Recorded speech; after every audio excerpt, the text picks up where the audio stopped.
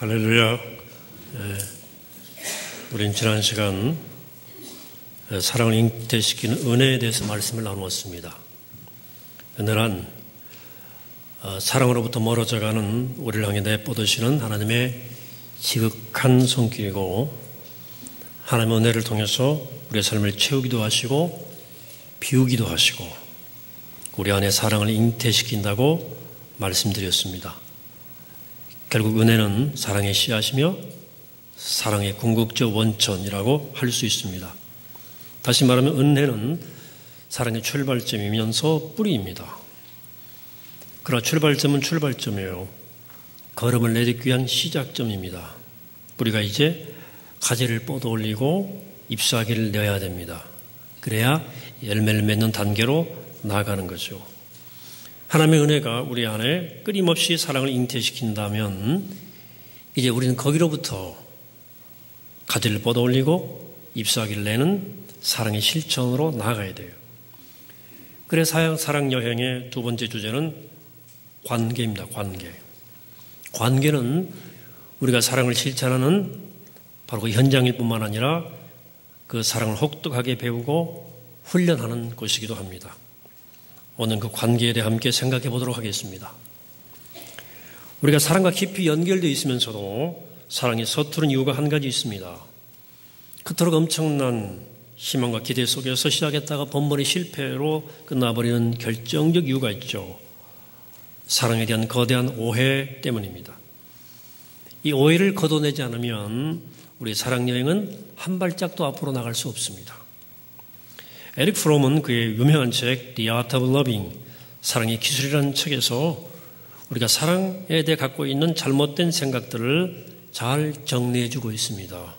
첫째, 사람들은 사랑을 사랑하는 일이 아니라 사랑받는 일이라고 생각한다는 점입니다.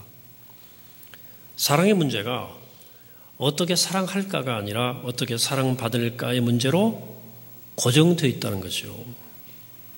남자들은 보통 사회적 성공과 부와 권력을 얻음으로 사랑받으려고 합니다. 여자도 그렇지만 남자가 더 그렇죠. 또 여자들은 외모를 가꾸고 치장을 하면서 아름다워짐으로 사랑받으려 한다 그래요. 둘 다 사랑받으려는 태도이지 사랑하려는 자세는 아닌 것을 알 수 있죠. 둘째, 사람들은 사랑이 자신에게 있는 사랑의 능력이 아니라 상대방의 사랑스러움에 달려있다고 생각한다는 것입니다. 사랑이 어려운 것 다르건 사랑스러운 대상이 나타나지 않아서 그렇지, 일단 그런 대상이 나타나게 하면 사랑하는 일은 식은 죽 먹기다. 얼마든지 사랑할 수 있다고 생각하는 거죠. 사랑의 가능성을 사랑할 만한 대상에게 의존하는 거죠. 여전히 사랑의 문제를 나에게 달린 문제로 생각지 않는 것입니다. 셋째, 사람들은 사랑을 시작할 때 경험하는 사랑에 빠진 상태를 사랑이라고 여긴다는 거예요. 그런데 사랑에 빠진 상태가 지나가면 사랑의 감정은 걷잡을 수 없이 사라지고 그들은 더 이상 사랑할 마음이 생기지 않고 곧 사랑을 그쳐버린다는 거죠. 그리고 다시 사랑에 빠지기 위해서 사랑을 찾아 나서거나 대체물을 찾습니다. 사랑을 우리 자신의 의지의 문제로 보지 않고 어디선가 발생하는 감정의 문제로 보는 거죠. 이 세 가지 사랑의 오해들이 가진 공통점은 결국 사랑의 문제를 내 문제가 아닌 외부의 조건과 환경의 문제로 여긴다는 점이죠. 쉽게 말하면 외부 여건에 의존된 사랑을 하려고 할 뿐 내 자신이 의지를 가지고 사랑해야 한다고 생각지 않는 거죠. 사람들은 성공을 하고 명예를 얻고 돈을 벌게 피나는 노력을 하고 뭔가 고귀하고 가치가 있다고 생각하면 그것을 얻으려고 어마어마한 투자를 합니다. 그러나 일생 동안 우리 본성이 갈망하고 쫓고 있는 우리 영혼의 가장 소중한 행복의 근원이며 인생의 궁극적 목적이기도 한 사랑을 위해서 노력을 안 해요. 이런 기현상은 에릭 프롬이 가르쳐준 대로 사랑에 대한 거대한 오해에서 비롯된다고 봅니다. 따라서 이제 이 오해를 벗고 사랑을 위해 노력하고 사랑을 배우고 사랑을 실천하는 단계로 나가게 되기를 바랍니다. 오늘 본 말씀은 예수님의 산상설교 중에서도 핵심적 말씀으로 사랑의 본질에 대해서 매우 중요한 몇 가지를 우리에게 알려주고 있습니다. 첫째, 본문의 교훈, 사랑은 쉽지 않다는 것입니다. 오늘 본 바로 앞단락은 본문과 연결성을 가지고 있는데 네 원수가 오른뺨을 치면 왼뺨을 돌려대고 속옷을 달라고 하면 거룩까지 내주며 오리를 가자 하면 심리를 동행해 주라는 말씀입니다. 아주 현실성이 없을 정도로 실천하기 어려운 너무 어려운 말씀드립니다. 그래도 여기까지는 어떻게 한번 해보려고 하겠는데 원수를 사랑하는 말씀에 이르러서는 정말 말도 안 되는 말씀처럼 들립니다. 무엇을 가르쳐줍니까? 이 말씀은 사랑은 쉽지 않다는 것입니다. 둘째, 예수님께서 본문에서 말씀하신 사랑의 본질은 두 번째는 쉽지만 꼭 해야 한다는 것입니다. 예수께서 원수를 사랑하라고 말씀하셨을 때 할 수 있으면 하고 할 수 없으면 말라는 뜻으로 말씀하지 않으셨어요. 45절 보면 더욱더 확실해집니다. PPT가 고정되어 있습니다. 예. 이같이 한즉 하늘에 계신 너의 아버지의 아들이 되리니, 예, 자녀가 된다는 말이죠. 우리가 하나님의 자녀라면 반드시 실천해야 된다는 뜻입니다. 아무리 어렵더라도 꼭 해야 한다는 말씀입니다. 즉 사랑은 쉽지 않지만 꼭 해야 하는 일입니다.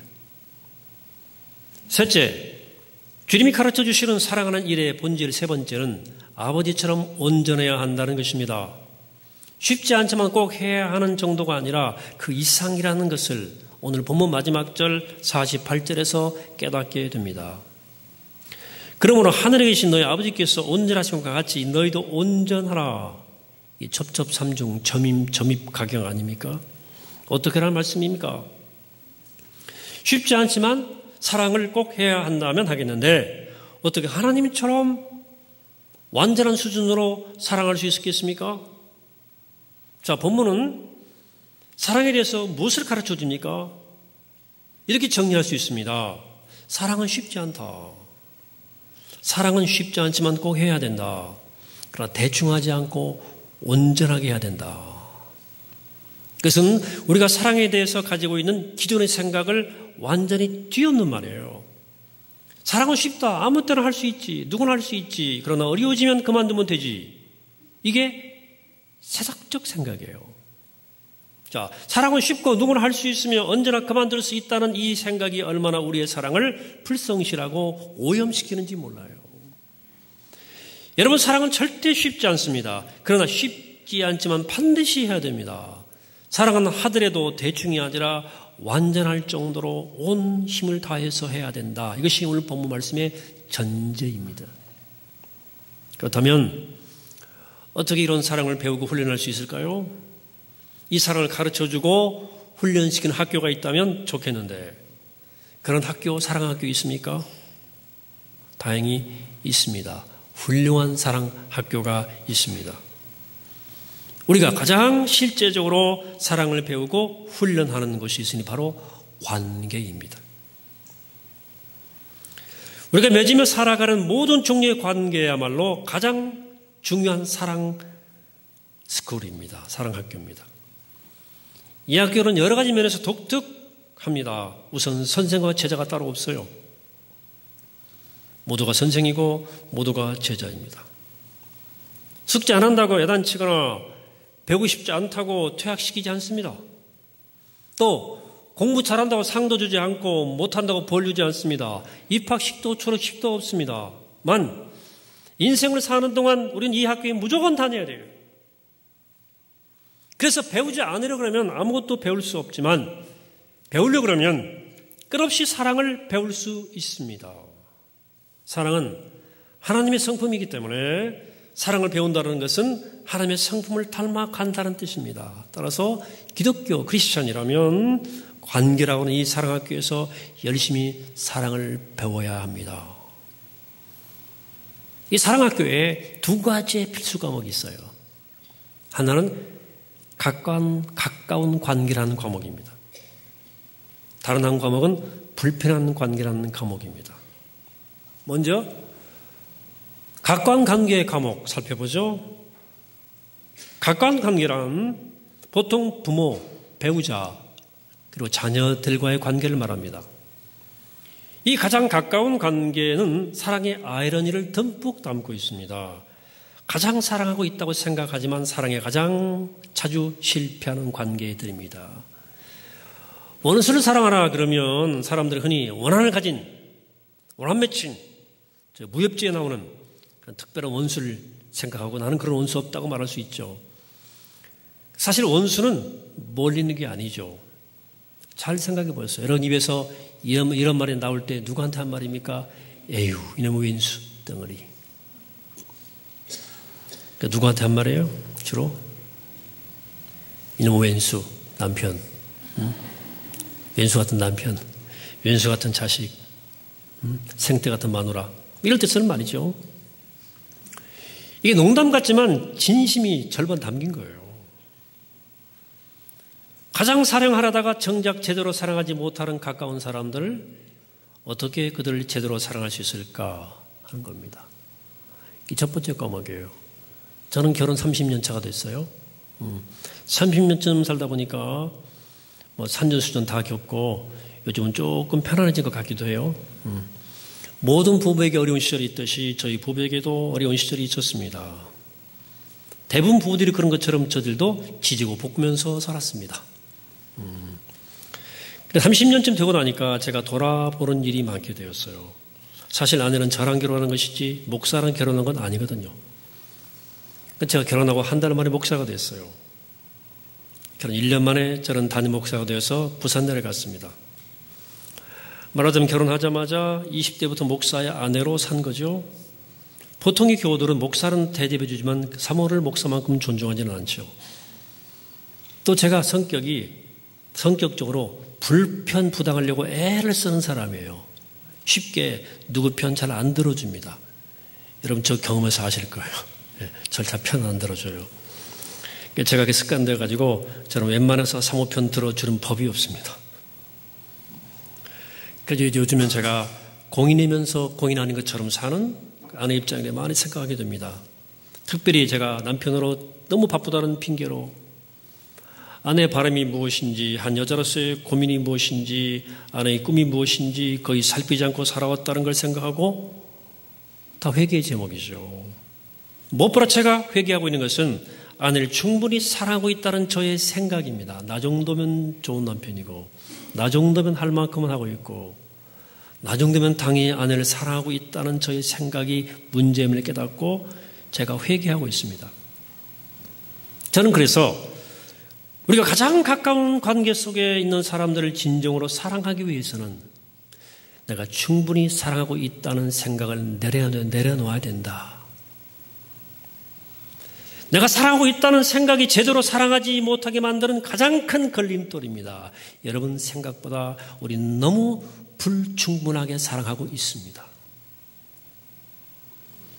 사실은 서로에게 너무나 무관심하고 너무나 이기적이고 너무나 불성실해요. 익숙해져 버린 관계의 틀이 가장 사랑하는 사람들을 익숙한 무관심 속으로 내팽겨 놓고 있는 거예요. 여러분들 충분히 사랑하고 있지 못합니다. 이걸 먼저 인정하셔야 돼요.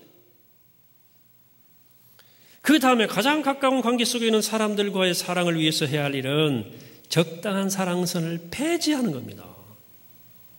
적당한 사랑선이라고 하는 것은 무관심하기엔 미안하고 사랑하기엔 조금 부담스럽고 해서 만들어 놓은 형식적 사랑의 지대, 그런 공간입니다.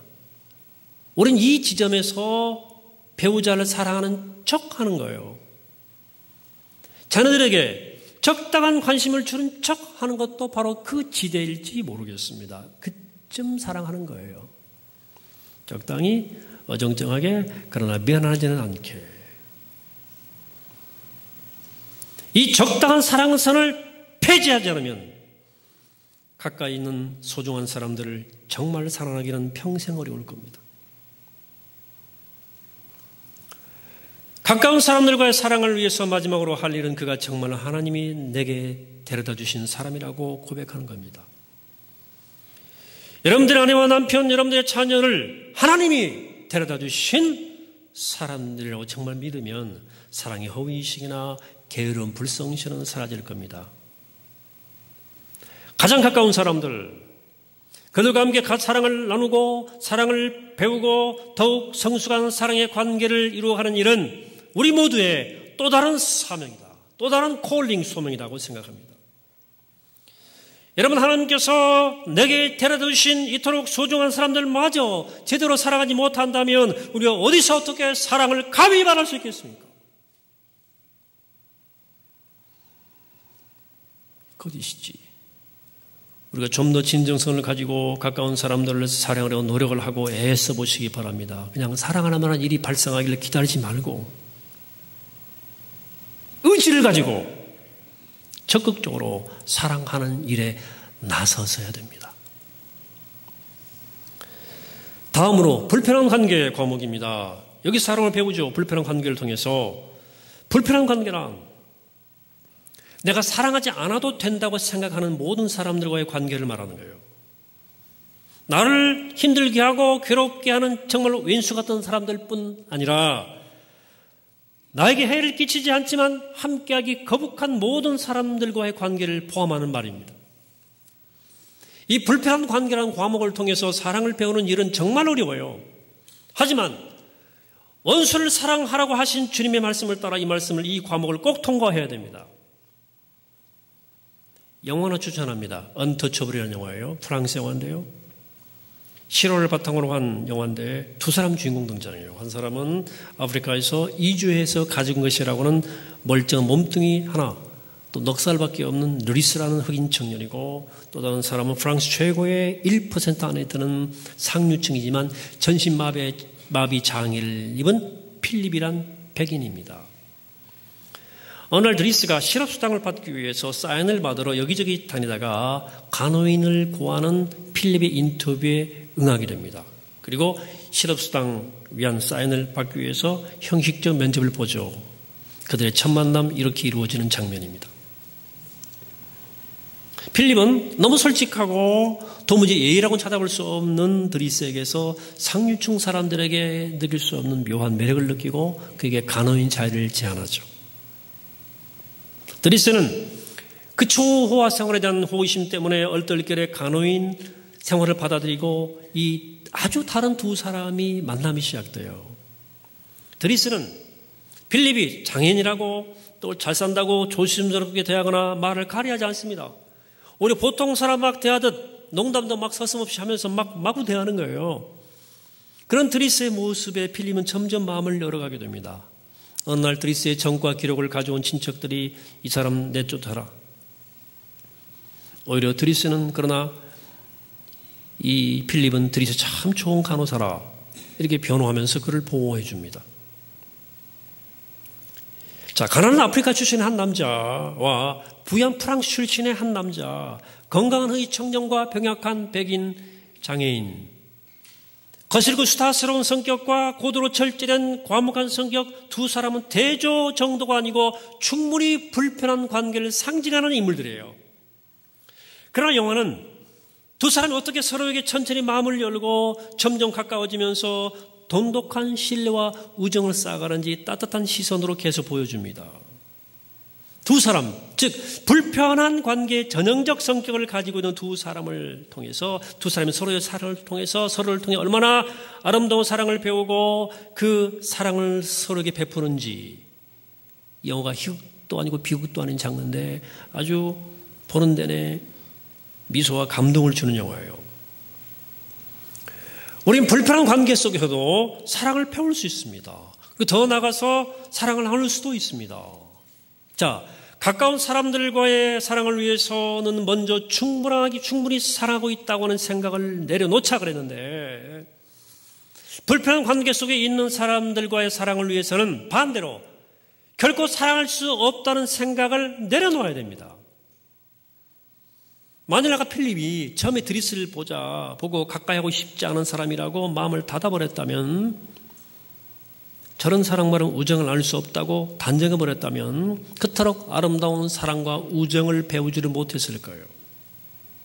그 다음에 가까운 관계 속에 있는 사람들과의 사랑을 위해서 적당한 사랑선을 폐지해야 된다 말씀드렸는데, 불편한 관계 속에 있는 사람들을 사랑하려면 적당한 거리를 폐지해야 돼요. 사실 사랑에 있어서 적당한 거리는 가장 먼 거리입니다. 결코 다가설 수 없는 거리이기 때문에 그렇습니다. 아무리 다가서도 늘 그만큼의 거리가 있는 거예요.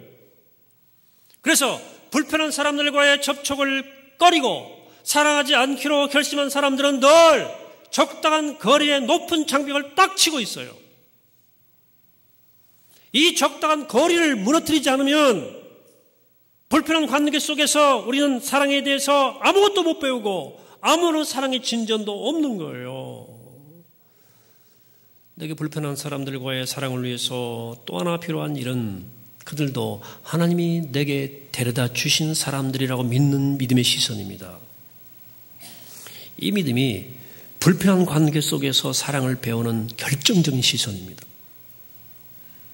내게 소중하고 유익한 사람들 뿐만 아니라 전혀 도움도 안 되고 심지어 괴로움을 안겨주는 사람들을 쫓아 하나님이 나를 위해서 내 곁에 보내신 사람들이란 믿음 말입니다. 그들은 우리가 생각하는 것처럼 그렇게 불편한 사람이 아닐 수도 있습니다. 그 비밀을 깨달아야 됩니다. 영어 얘기를 한 번 더 하면, 필립은 단 한 번도 만나본 적이 없는 여인과 펜팔을 했어요. 글을 잘 써요. 설레는 마음으로 사귀는데 마음이 전달되잖아요. 자기가 장애인이라는 사실 때문에 자신이 없어서 만날 엄두를 못 내요. 이걸 잘 알고 있던 드리스가 몰래 그 여자에게 연락을 합니다. 그래서 마침내 필립과의 만남을 추선해줘요. 이 만남이 잘 됩니다. 그들이 결혼했어요. 실제로. 지금껏 잘 살고 있다고 전해지고 있어요. 그러니까 나하고 불편한 사람들과 우정을 나누고 거기서 사랑을 배우기 시작하면 그들은 나를 불편하게 하는 사람이 아니라 오히려 우리에게 가장 소중한 것을 갖다 주는 하늘의 천사일 수 있다.